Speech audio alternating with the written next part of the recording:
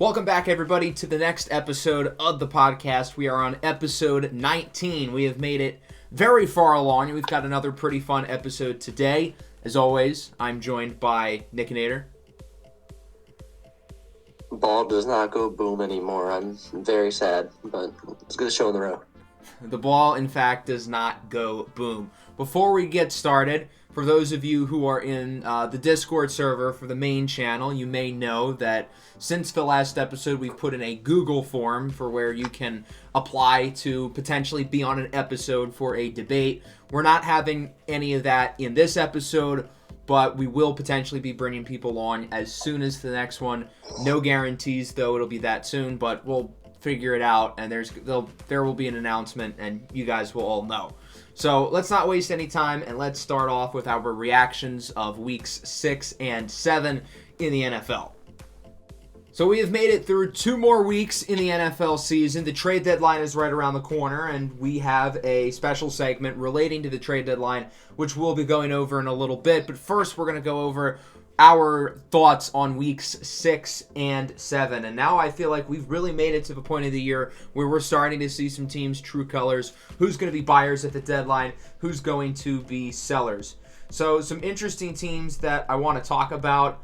The first one here, I want to talk about the New York Jets. They had their bye week last week, but they've been a overall pleasant surprise with Aaron Rodgers getting hurt, and their schedule really is not that tough, especially over the next few weeks. I think the Jets, as long as Zach Wilson plays at a serviceable level, if he can be a top 23 QB in the NFL, this team's got a shot to make the playoffs. That's not to say they're going to make a big run, especially if Aaron Rodgers doesn't come back, which I am not convinced he is. I don't care what he says. But I think this is a team who could sneak into a wild card spot. I think they could be a sneaky team who looks to potentially buy at the trade deadline, given the right opportunity. Another team in the AFC is the Cincinnati Bengals. They have played a lot better over the last couple of weeks. I'm not overly surprised. They usually start slow, and there are still some questions with this team, especially being in a really good division where everybody is at least 4-2. But outside of Baltimore, I do think that the Bengals are better than the other 2 teams there, and I could see them catching up. A team that I was kind of wrong about that I want to give my flowers to is the Jaguars. I was not convinced that they were going to play at the level that they did at the end of last year or take a step up this year, and they've been on fire as of recently. Trevor Lawrence has been phenomenal, so I think they deserve some respect. Some teams I want to talk about in the NFC. We'll start with Minnesota. The Vikings are certainly an interesting case because they started 1-4, but they really did not play all that badly over their first few weeks of the year. And as the season's gone along, we've seen that the Vikings are more like the team from last year in the sense of they play a lot of close games. You're going to win some, you're going to lose some. The Vikings have been linked with selling guys like Kirk Cousins and Danielle Hunter, and I wouldn't be surprised to see them sell because a lot of the veteran pieces here did not come from this regime. But the Vikings have a real shot to make the playoffs. The Packers and Bears look like afterthoughts in the NFC North. And, well, Minnesota still has a lot of work to do to catch up to the Lions. And while I don't think they will, I wouldn't rule it out. So I think the Vikings could be another team who's a sneaky buyer. But I wouldn't be surprised if they do choose to sell and try to start things over.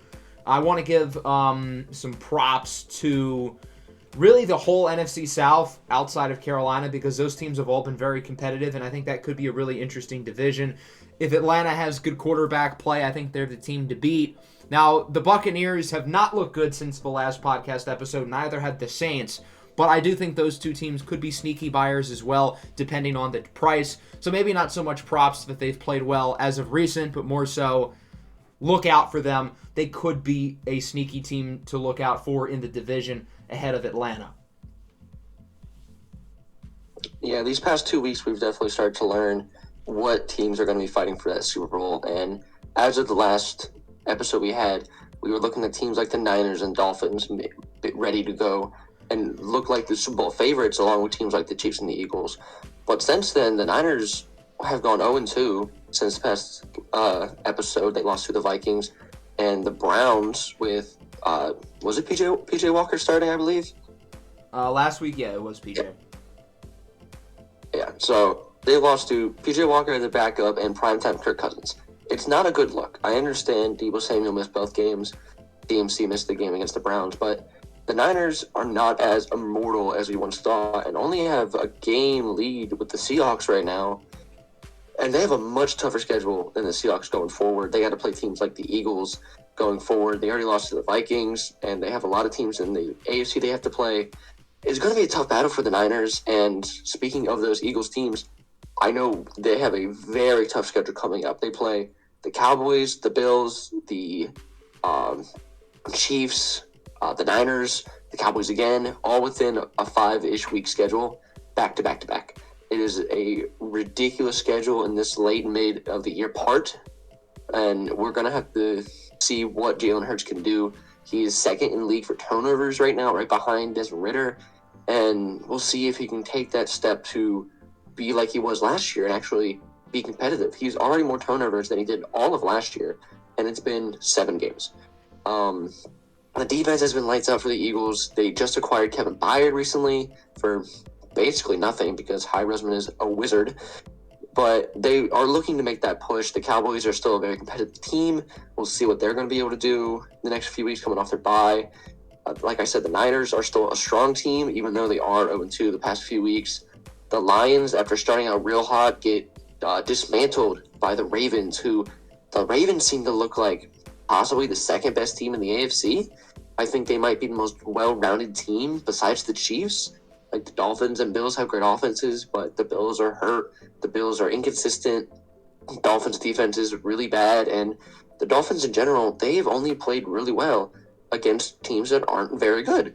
They have no wins against above 500 teams, and 2 teams that were above 500 they lost to, being the Bills, they got bullied by, and the Eagles. And even if you want to say that Sunday Night Football game against the Eagles, there was ref ball, there was bad calls or whatever, that's in every game. If you scored 70 points in the game and you're now scoring 7, that's not an excuse. You can't make the rest as an excuse. The Chiefs look unbeatable at the moment. I know they lost week 1, but they look phenomenal. They're easily the best team in the AFC. The Ravens look really good. Lamar looks like he's getting back to that 2019 form. He looks like a better passer than he ever was. The Browns, without Deshaun Watson, have been winning games. No Nick Chubb, no Deshaun Watson. They've been winning games. This defense looks lights out, and Myles Garrett is looking to go get his first Depoy award. The Steelers are still 4-2, but I'm not convinced they're going to be very good. This team could easily just end up being a 9-8 squad that barely gets above 500, as always, because Mike Tomlin. They could get a wild card spot, kind of like the Jets. But again, I don't think they're going to go far with the offenses they have. If Aaron Rodgers does somehow come back for the playoffs, then the Jets would be terrifying. But at least as of now, if they make it with and they stick with Zach Wilson, I don't know if they go too far, just because Zach Wilson kind of limits that offense. And the same goes with Kenny Pickett. The rest of that offense in Matt Canada kind of is not really competitive. It's weird to say. The Steelers are a weird team. Their defense is really good, but that offense is just really inconsistent. Like, the record is not how they're playing. They're a really confusing team. The AFC South, since last episode, the Jags have stepped up a lot. They beat the Saints on Thursday Night Football. The Texans have cooled off a little bit. C.J. Stroud finally threw an interception. But we'll definitely see what he can do. The Colts have lost AR for the rest of the year. Gardner Minshew's going to have to step up. They had a really good game against the Browns, even if they lost. And the Titans are expected to start Will Levis for an injured Ryan Tannehill. It's going to be very interesting to see what he can do. They've traded Kevin Byard. It sounds like Derrick Henry might be out the door soon. We'll talk about that in a little bit. But if they are in selling mode, it's going to be interesting to see what Will Levis can do without Derrick Henry, or maybe even DeAndre Hopkins, whose name has been thrown around in trade rumors. So we'll have to see what these teams who are selling are going to be able to do with their young guys, and to see what teams who are buying, what do they go to acquire to win games. So now let's shift our attention over to the trade deadline, which is coming up here momentarily. And we have a big list, as you'll see on the screen, of around maybe like 20, 25 players who could potentially be on the move, and our predictions for where they are going to end up. And what we're going to do here is I have decided that we're going to try to calculate it as if it's like a point system to see who gets more right after we get through the trade deadline. So I'm going to give a reward for being creative, because I know Nick and Nader's predictions are going to be a lot more creative than mine. So I'll give 1 point if you guess that the player was correctly not traded, I'll give 2 points if you guess that the player was correctly traded, and I'll give 5 points if you got not only that they were traded, but along with the team that they ended up going to. So I will go first, and of this list, I have most guys staying put. I think a lot of these players are ultimately not going to get moved. We've already heard guys like Brian Burns and Saquon Barkley are not available. It sounds like it's going to cost an arm and a leg to even talk to the Denver Broncos about Patrick Surtain. Other guys here like T. Higgins is going to have a lot of value. Chase Young, I think, is going to have a lot more value than he would have had at the beginning of the year. Budda Baker's probably not an easy get. I have all of those guys staying put, but I have some other players who could be on the move. Leonard Williams is the first one. I have him going to the Lions. I think Detroit does make a move of some sort. A lot of fans want a big move. I don't think you're going to get a big move out of Brad Holmes. I think he wants to keep his draft picks, but I think Leonard Williams could be a solid addition to the middle of the defensive line. I think Washington does trade at least one of their pass rushers. I think they want to keep Chase Young. Montez Sweat seems like the guy they'd rather move. I have Montez Sweat staying in the area, going to the Baltimore Ravens, adding some more guys in what is already a really good front unit, and they're going to add another dynamic pass rusher. Hunter Renfrow seems like he is pretty much out the door in Las Vegas. It only seems like a matter of time. I have him reuniting with Derek Carr in New Orleans, and it's not going to cost much for the Saints to go out and get him. I think he can get them some more consistency at receiver. They already have Chris Olave from the Saints. If you know, you know. They also have Rashid Shaheed, who is a dog, but they are lacking consistency elsewhere, and I think Hunter Renfrow can give them that. The Denver Broncos are definitely going to be a fascinating team to watch because I think they could certainly sell off a lot of pieces, one of which is Jerry Jeudy. I think it's time for both sides to split up. The team who has been commonly linked with Jerry Jeudy is the Carolina Panthers, but I actually have him going to the New York Jets. Mecole Hardman, that experiment did not work. I think the Jets could be in the market for another receiver, pair him up with Garrett Wilson. As long as he has Aaron Rodgers' stamp of approval, I think that would be a nice addition. Now, the Panthers are still going to get a receiver, probably not as good of a piece as Jerry Jeudy. Instead, I have them getting Juju Smith-Schuster from the Patriots. That signing has not worked at all, and Juju's body appears to be kind of breaking down, as we've heard from some rumors that his knees are potentially going to explode. That's probably an overstatement, but it sounds like Juju is very quickly on the decline. It's going to cost probably nothing to get him. I assume New England probably pays the duration of that contract, but I could see Carolina taking a flyer on a guy who is not far removed from being pretty good. I have one more move here, and this is the by far most interesting move I have here, and that is Derrick Henry. I think the Titans are going to continue to sell, look to get some more young pieces, and I think the team I have Derrick Henry going to is going to be a surprising one for many. The Ravens have been linked to him. The Eagles have been linked to him. I imagine Buffalo has been linked to him before. But I want to find a team who is not afraid to take big swings. Not that Derrick Henry is going to cost all that much to get, but a team who likes to add star power, who could use some more juice in the run game, and already has a talented offense as is. All of those things describe the Los Angeles Rams. I think they're going to be the team who goes out and gets Derrick Henry. I get that Kyren Williams has had a good season, but for one thing, he's hurt.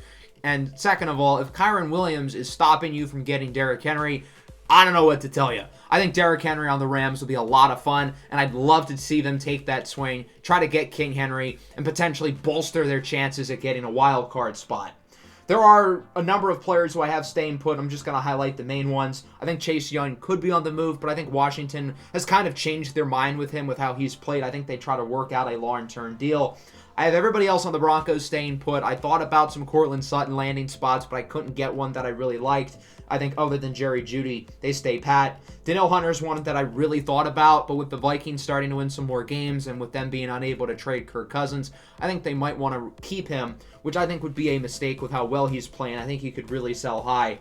I had the Cardinals holding on to Hollywood Brown and Budda Baker. I thought about trades with both of these guys, but I think they're going to want to keep Hollywood because he has that chemistry with Kyler Murray, and I think Budda Baker is such an important team captain for that defense that unless they get a nice offer, I think they hold on to him.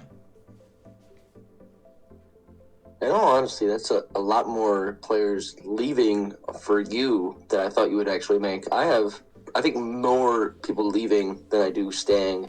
But the main guys I have not leaving, Brian Burns and Saquon Barkley, they have established that they are not leaving.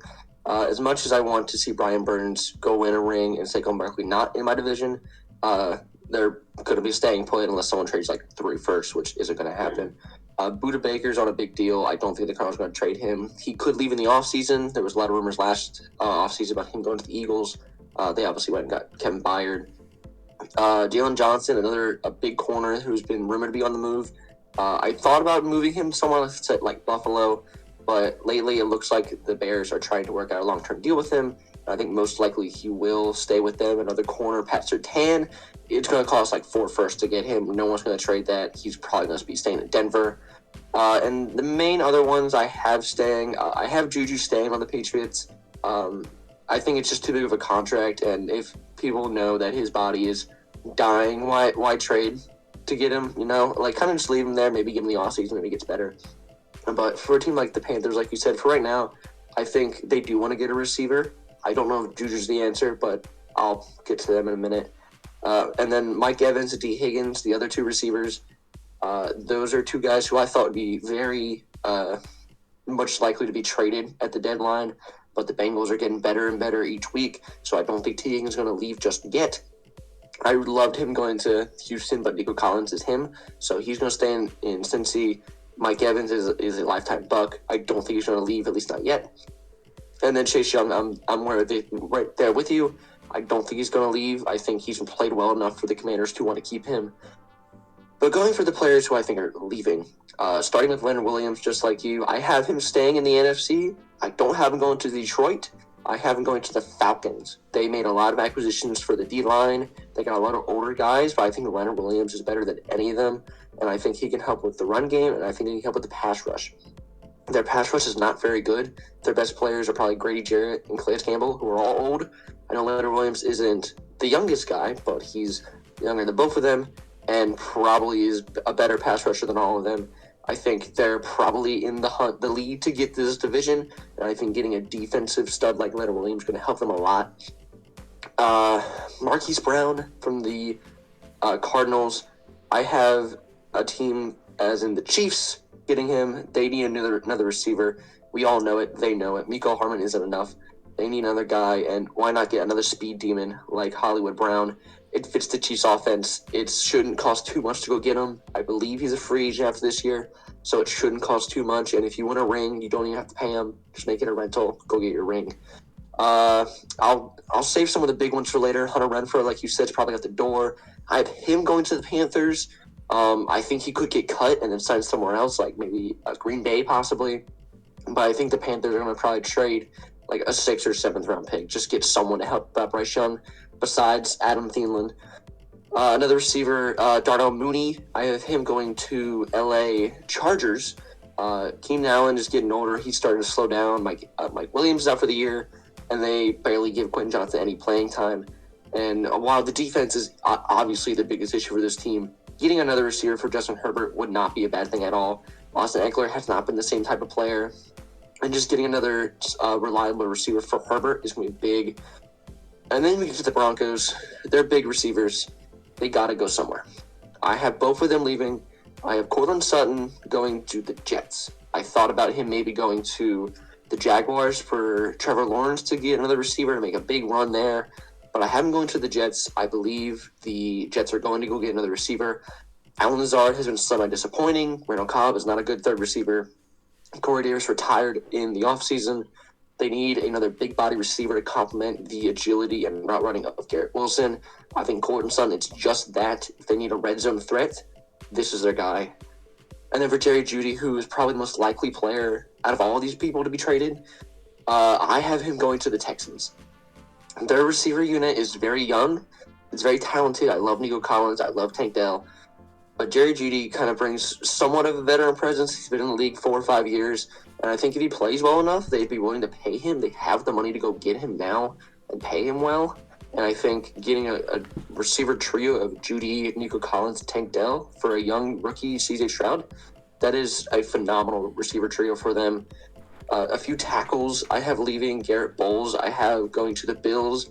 They're very injured. I think they want to go get some defensive talent, but their O-line is not the greatest. It'll help out the run game for James Cook. It'll help out Josh Allen not having to leave the pocket as often. And then I have Trent Brown going from the Patriots to the Ravens. Morgan Moses is a fine tackle, but if you can get a guy like Trent Brown for a 6th-round pick, why not go get him? And then with the Broncos, I did not mention Justin Simmons. I have Justin Simmons staying with the Broncos. I believe he's probably one of the guys who stays, but could get dealt in like the offseason or even next year at the deadline. And then looking at the Commanders' D-line with Montez Sweat, I believe he does get traded. I love the fit with him going to Seattle. I believe that their biggest need is that pass rush, and I think Montez Sweat is a perfect guy to go get for them. They are right behind the Niners for this division, and they haven't played fantastically, but they've been playing well enough to where if you go get a guy like Montez Sweat, you can win this division. You can go out as long as your offense performs fine, and you have Devin Witherspoon, and you have Tariq Woolen. Montez Sweat is that perfect edge rusher to come in, solidify his defense, and go win a division. Go to the playoffs. And the big two that I believe are going to be leaving, Danielle Hunter and Derrick Henry. These are the big two. Both of them I have going to the AFC. Derrick Henry, I think it's obvious. Like you mentioned the Rams, but I think it's going to be the Ravens. I think their offense just needs a guy like Derrick Henry to make that push. If you are that scared of the run game of Lamar Jackson, of Derrick Henry, Lamar Jackson is going to throw all over you because he has been a very good passer this year. And I think adding Derrick Henry can elevate Lamar's game for him to possibly even go win his second MVP because he's been fantastic this year.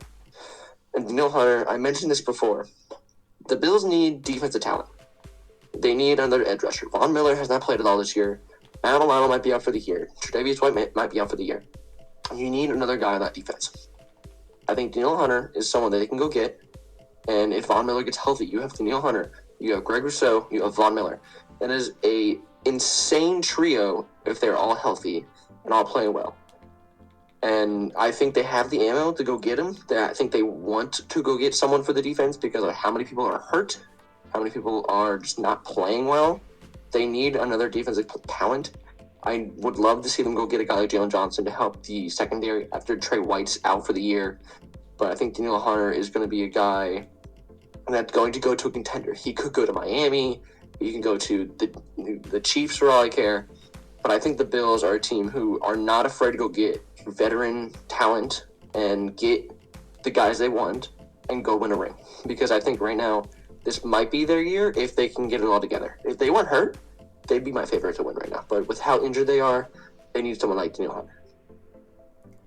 Alrighty, so with that, those are our trade deadline predictions. In the next episode, we'll see who got more right and who ends up winning. So from there, we are going to shift over to the MLB playoffs. We have made it to the World Series. We're going to be giving out our predictions, and we're going to briefly dive into the offseason as well. So we are now down to two, the Diamondbacks and the Rangers. Who would have thought we'll be playing in the 2023 World Series? And you guys should hopefully remember who told you first about Arizona potentially being good this year. We did not expect this, but we were both very high on the Diamondbacks, so it is fun to see them there, albeit for you, it is at the expense of your team. I would say going into the two conference championship series, the Phillies and the Astros looked like the favorites. They had been there, done that. The Phillies had all the momentum on their side, and the Astros have played in so many playoff games with this core. And both series has ended up going to 7 games. However, it was these two new teams who have sort of come out of nowhere since the beginning of the year to ultimately end up going to the World Series. With the Rangers, the offense really got hot. Adolis Garcia dominated down the stretch, and we saw guys like Corey Seager and others really play well for them down the stretch. Whereas for Arizona, I feel like it was the pitching, especially their bullpen. They had been very impressive over the last couple of games. All of the Phillies' big-time hitters really struggled down the stretch, especially those last 2 games at home.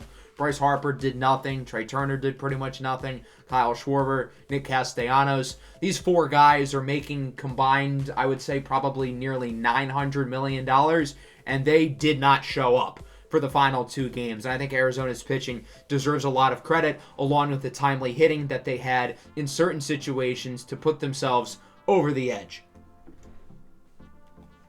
Yeah, both of these series were very fun to watch. It was really fun watching guys like Adolis Garcia, Jonah Heim, Evan Carter kind of go off for the Rangers and lead them to their first World Series in almost a decade, I believe. Around 2010 is when the last time they were here. And it's been even longer for Arizona. Last time they were here was when they won in 2001 with guys like Luis Gonzalez. It's been a long time coming for both these teams. I am devastated that the Phillies choked a 2-game lead in the NLCS. But this is still a very fun series. The Astros aren't in it, so this is a win-win situation. But I want to be as unbiased as possible. I don't mind seeing the Diamondbacks win. I think they have a very fun core. I love players on the roster like Corbin Carroll, Ketel Marte. I just love their roster. Alek Thomas kind of screwed us over in Game 5 and 6. But regardless, these are two teams that are extremely fun to watch. They have that fun energy that teams like the Phillies have. They have that fun energy. They want to go out. They want to have fun and just hit bombs. All right. My new slogan is Ball Go Boom. Both these teams pretty much identify by that mantra. Ketel Marte, I think, set the record for hits in a hitting streak in the playoffs at like 16 or something like that. He's been ridiculous. Corbin Carroll, I think, went 3 for 4 or 4 for 4 in Game 7. Adolis Garcia hit 5 in the ALCS. He had, I think, 2 Grand Slams. He had 2 in Game 7. Game 6 and 7 for the ALCS was ridiculous. The Rangers, they just wanted it more. The Astros pitching fumbled. Christian Javier was just abysmal in Game 7. And in the NLCS, it definitely was the Arizona bullpen that kind of shut us down. Our hitting was not the greatest, but even then, Zach Gallen was not very good in the NLCS. He lost both the games that he started, and we hit against him really well. But whenever the bullpen came out, it seemed like we just could do nothing against it. I believe between our main 5 guys and Schwarber, Harper, Turner, Castellanos, and JT, I think they all had a combined 3 hits out of like 30, 40 opportunities, which is just abysmal. And that's the opposite of what you want in the playoffs, right? You can't win with that type of hitting. Like two runs is not enough in the postseason, especially against this Arizona Diamondbacks team with so much hitting that when we can't pitch to Corbin Carroll, can't pitch to Ketel Marte. We're letting random people like Evan Longoria get hits. Evan Longoria is 36 years old. He is not as good as he was as on the race.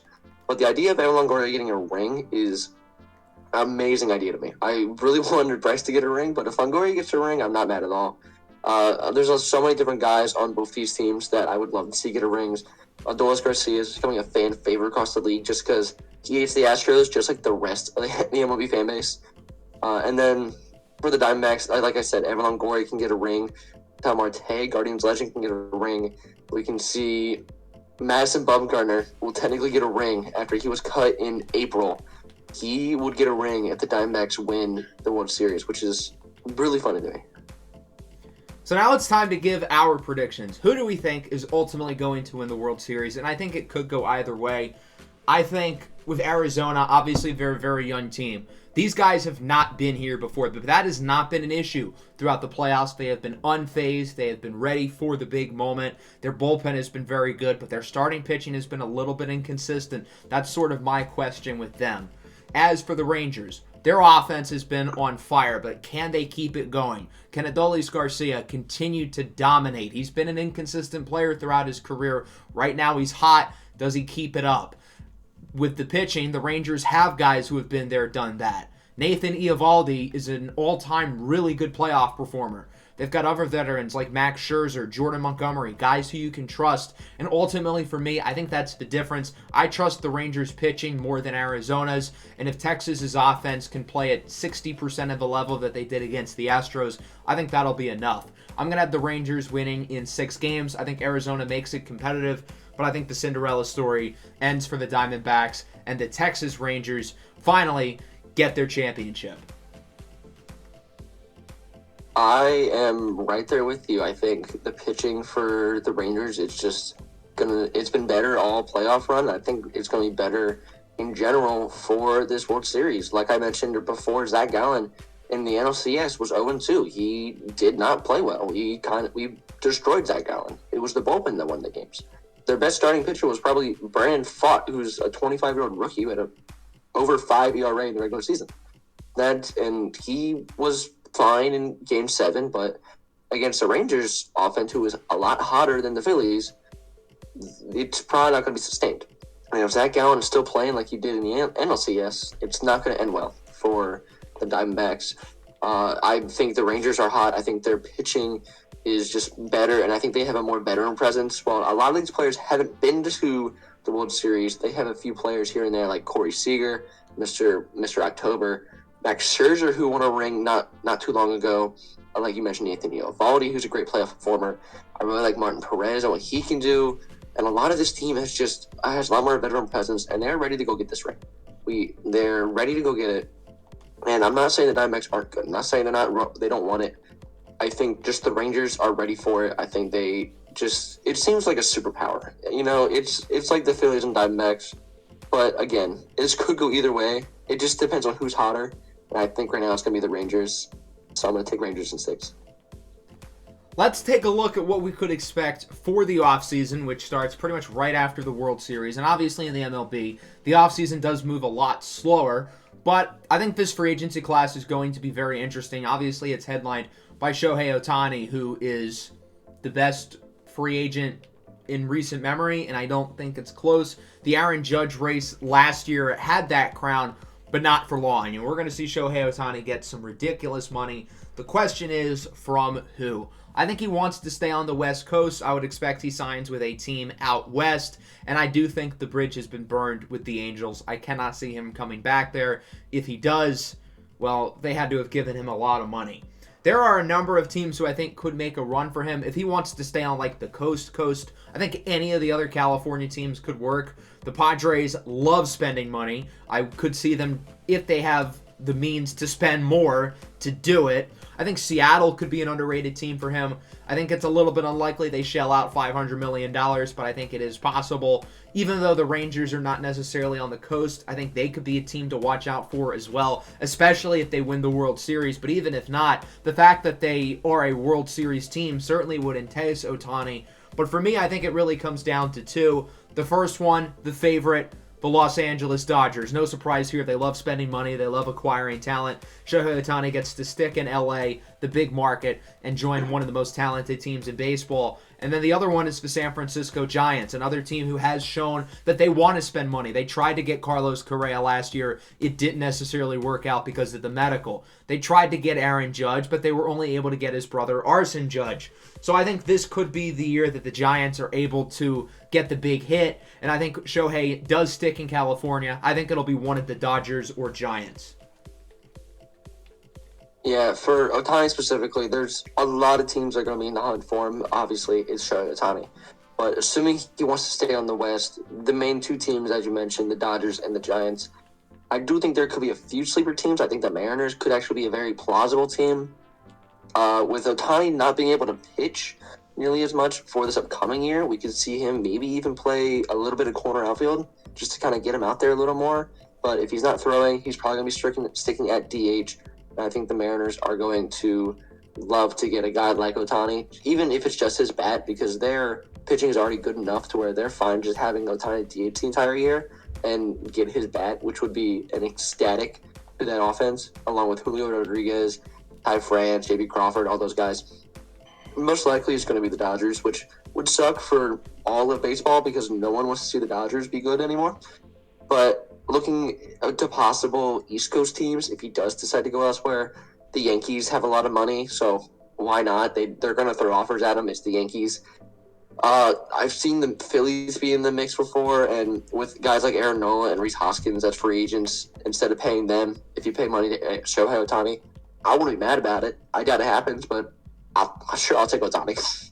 But the main team is going to be the Dodgers. We could see like the Orioles, Mariners, Phillies make a small run here and there. But realistically, I think he's probably going to stay in California. It'll most likely be the Dodgers. There's a small part of me that sees him end up staying with the Angels just because he's so used to the team.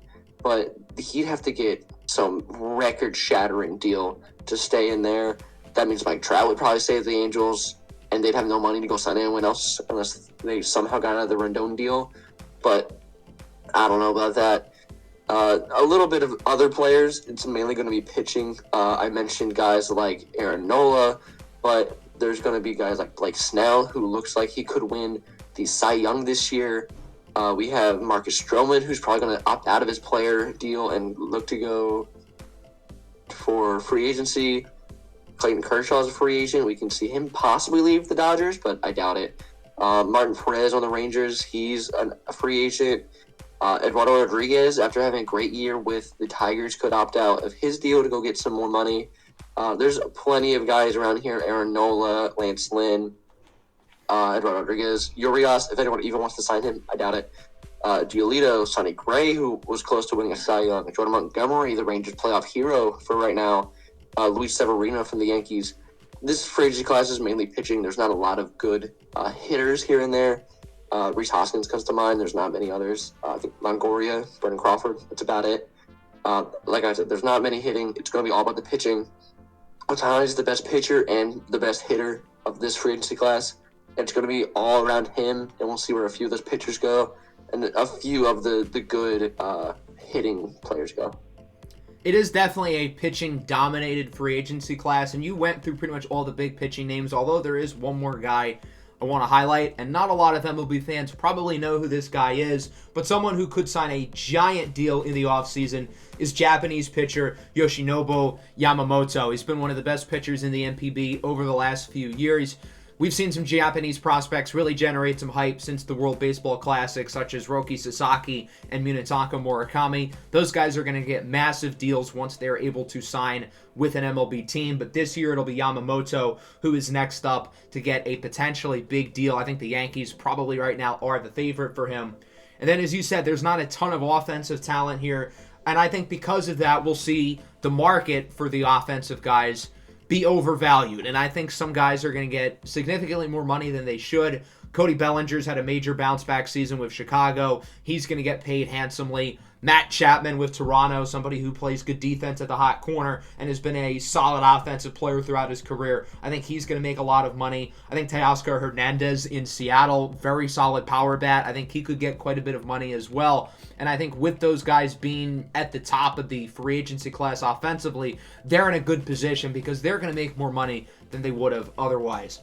Let's now shift our attention to the NBA. Opening night was last night, so there isn't a ton of news per se to talk about, but we'll briefly highlight some notable things that happened last night, and we'll try to figure out if certain performances can carry over or if it's just a one-game fluke.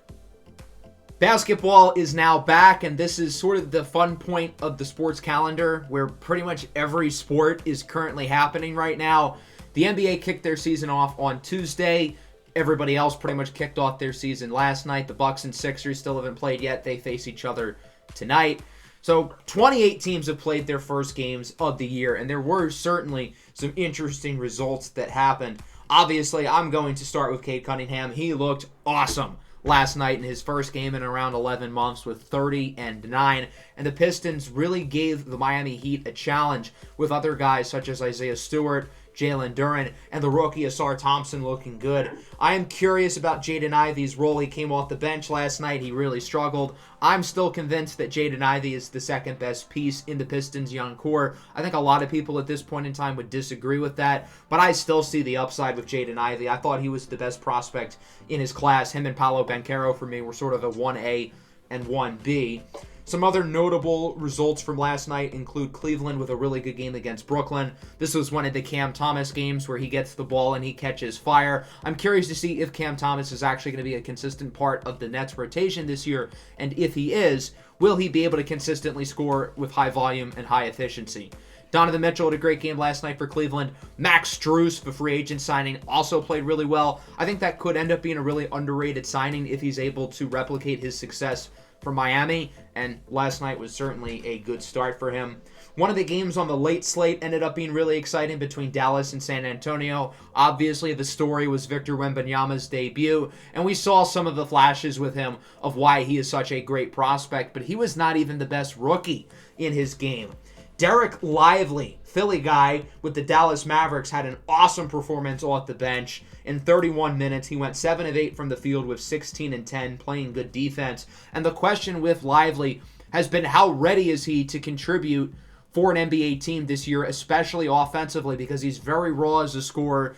I think he has some long-term scoring and shooting upside, but he was not a good offensive player last year in college. It's really about the defense with him and the rim protection, which we saw, but we also saw the efficient back-to-the-basket scoring. Derek Lively started some preseason games in Dallas, and as he continues to play at half of this level, he will be the center that the Mavericks have been looking for in the Luka Doncic era for so long. Luka himself played very well last night, too. And shout out to my MVP pick, Jason Tatum. He's off to a good start with a nice performance against the Knicks. Kristaps Porzingis also playing very well in that matchup.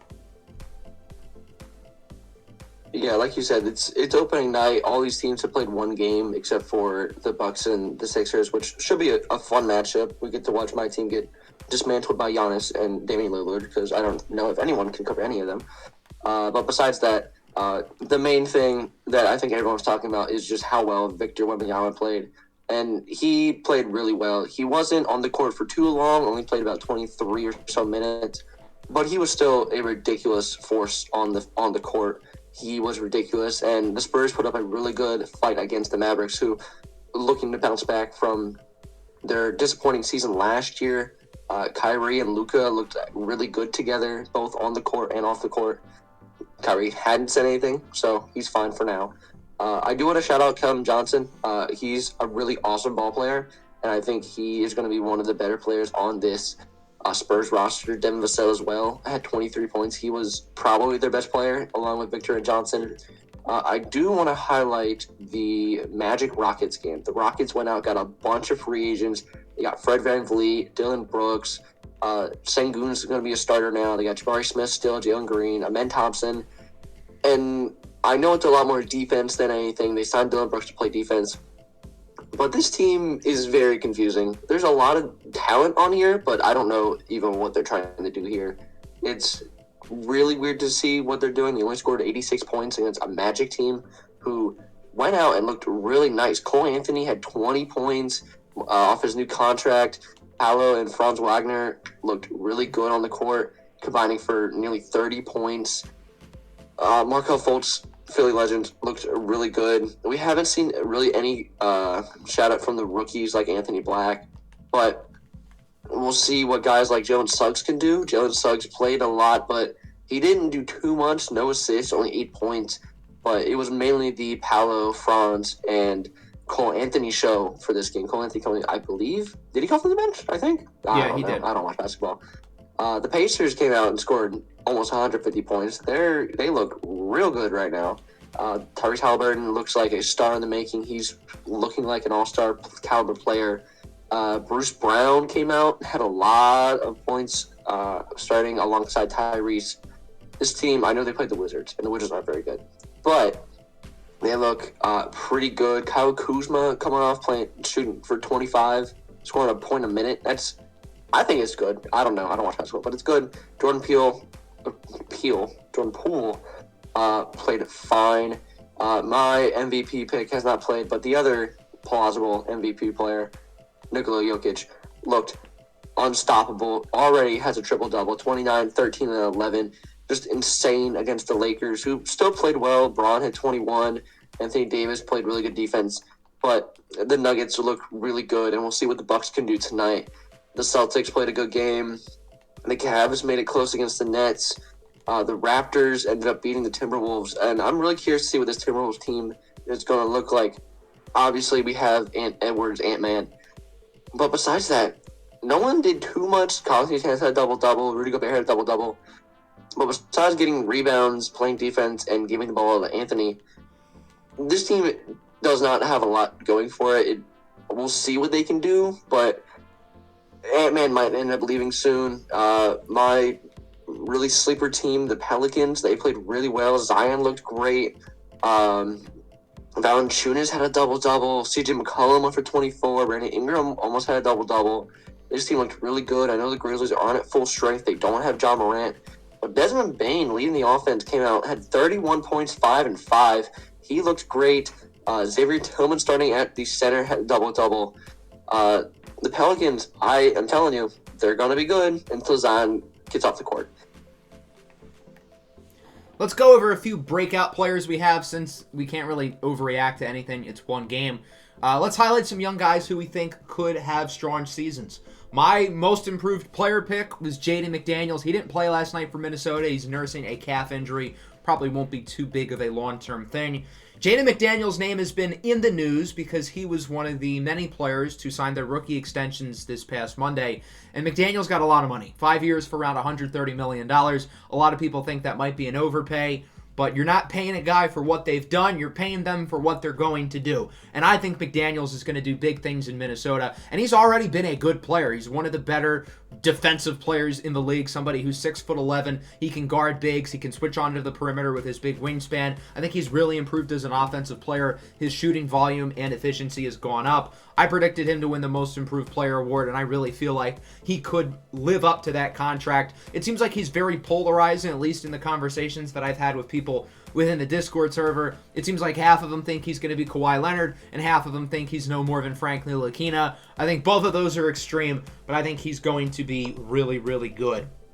Another name to look out for, somebody who was a little bit disappointing last year, but I really believe in this year, is Scottie Barnes with the Toronto Raptors. He won the Rookie of the Year. Was it deserved? In my opinion, no.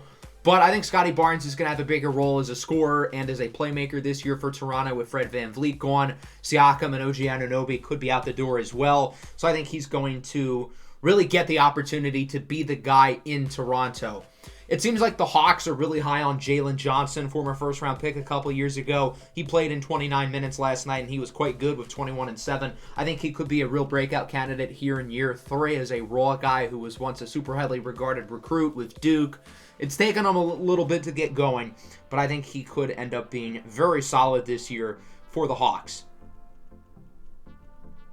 Yeah, there's going to be a lot of players that we mentioned for the Most Improved Player that either haven't played yet, or we all kind of already knew they're going to take a step up. I believed I picked Cade Cunningham. He looked phenomenal, but that's an easy pick. I could mention Tyrese Maxey, but he has yet to play.